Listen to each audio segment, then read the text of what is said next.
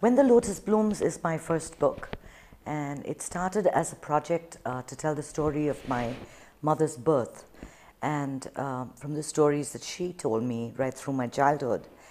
And as I started writing and getting into the characters, I found I had my two grandmothers who were both child brides, and I had to add actual dialogue and scenes, and it converted into fiction at that point. So it was a lot of my own imagination, giving a cultural snapshot of the period, which is 1934, from the eyes of two women. And this was kind of a fresh look at the colonial Raj, because most often you see people talking about it in terms of a man's viewpoint. But here we had the cultural backgrounds, two child brides, one brought up in a little village in South India with a domineering mother-in-law living in a joint family. But she has the love of her husband, and her dilemma is that she can't conceive. She's 17, she thinks she's old, and she can't have a baby. And every time she gets her period, she's made to sit outside and made to feel terrible. And the relationship becomes one about her mother-in-law and herself instead of a relationship with her husband. On the other hand, we have Dharmo, the other protagonist, who is married, again married from a typical Brahmin family, to a man who's done his ICS, who is in this typical British culture. She has to live in Rangpur, learn a new language, learn to eat meat, even drink, and learn to speak English. And the sad part is she has no connection with her husband. She's lonely, she's got 3 children, she's got servants. So the two women have got dilemmas of their own. And Dharmo has a son, Kandu, a 5-year-old, who adds the comic relief in the book. And the Lotus is introduced at a very late stage, and maybe I'll explain why that happens. But the blooming of the Lotus connects the two families. And the connection really takes place in the last 20 pages of the book.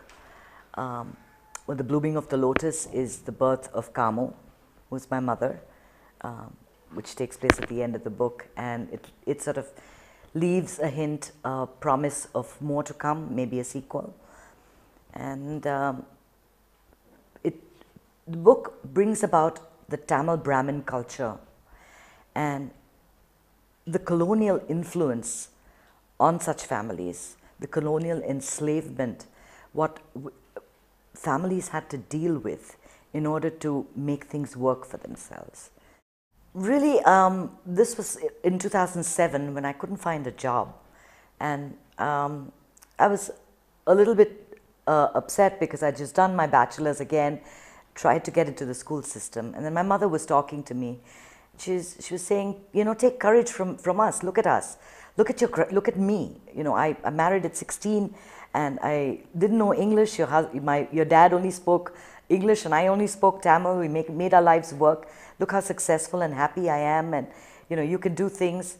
And look at your grandmothers. And I said, yeah, my grandmothers had a really difficult life, and my children will probably never know what life was like back in the villages, or what they had to go through for us to be here in America living this life. And perhaps I can never tell them those stories and have them sit down for long enough to tell them those stories. So I went down and I wrote like 3 pages, which became the prologue of my book. And it was the story of Rajam waking up in the morning and getting her period. And there's a custom, you know, in Indian customs, which is very common. You can't be in the house. There's a special room where you stay for 3 days, and the food is thrown to you, and nobody's allowed to touch you. You have to wash the spots where you walk. And I said there's so much that I have to tell. Even a small story like my mother mentioned an aunt who was you know, not healthy. She had some problem, and they had to marry her off. And in fact, her grandfather had to marry her a second time, and that became an entire chapter in itself. So anything I heard, anything I saw it like a movie in my head. And that's how I write. If you read any sections from my book, it's like a movie playing because I see it. Not at all. I think it mainly stemmed from issues that probably at the time that I was writing, I never realized how much I felt about it. But I have child molestation, I have adultery, I have depression and alcoholism, I have domestic abuse. I have the entire gamut of women's issues, from conception to miscarriage, just the whole lot of women's issues that I feel strongly about. And as the thought came to me, I would introduce the character, or I would bring in the theme into the book. This one is placed in Virupuram, which is a little village where my grandmother grew up, where she lived with her in-laws. And it also takes place in, it's basically Virupuram. And I've chosen Rangpur in East Bengal because my grandfather was an ICS officer from the Bengal cadre. He lived all over Calcutta, Siliguri, Assam, Rangpur, 24 Parganas, and all those areas. But I picked Rangpur, and by a strange coincidence, I didn't know what to pick. I just randomly chose something, and this was 1934 to 35. And then I was corresponding with the British Library to get his service records because I was very invested in my ancestors at the time, and I wanted to know, what they were doing and where did he study, where did he do his ICS, which college in Cambridge did he go to. And the funny thing is, when I got his service record from 1934 to 35, he was in Rangpur. That was the only time he was there. And it was spooky.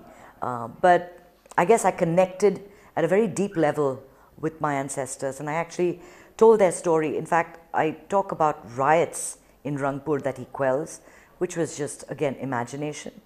And then I met a cousin who said that there's a mosque called the Ayyar Mosque outside Rangpur, which was built when my grandfather quelled riots there.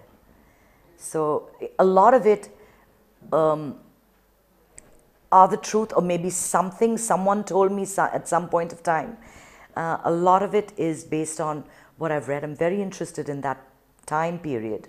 So I've read a lot of his literature pertaining to that time period. To be perfectly honest, there was not a lot of research that I did. Whenever I talked about a particular temple or a particular place, I did some research, and it was all internet based. But most of it is based on my own imagination and my memory of things that I've seen. So when I describe the village, or I describe how Pongal is celebrated, for example, this is something I know. This is something, the way it's done. When I describe the latrines in the villages and how the untouchable comes and cleans it, I've brought in a whole section on the untouchable, who is the only other male in the book, because the book basically deals with a lot of women, and you have points of view of the men as well, but one of the main things was the untouchability, which defines a Brahmin. A Brahmin woman is defined by the Parayan, especially in those days, and it was more imagination. I did not have to go and look up anything to write this. It just sort of came. I never would plan what I was writing. I wrote this book for my mom, and as you can see here, this is the flower. It's called the Brahma Kamalam. It's a very special kind of lotus. It is native to the Himalayas, and it looks it's got droopy leaves, and the flower grows from the leaf, not from a stem. It blooms once a year for a few hours at night, and if you miss it, you've missed it. And the flower is got all the aspects of the Hindu Trinity, Shiva, Vishnu, and Brahma within it. It looks like the Adi Sesha inside, the stamens, and the smell is like magical. It's a very special plant. When I was like 3/4 of the way through the book, my mother fell sick, and I went to nurse her for 9 weeks, and it didn't seem like she was going to recover. And then one night in May, 9 flowers bloomed in her garden, and at that moment I knew she was going to be okay. And I got the title for my book.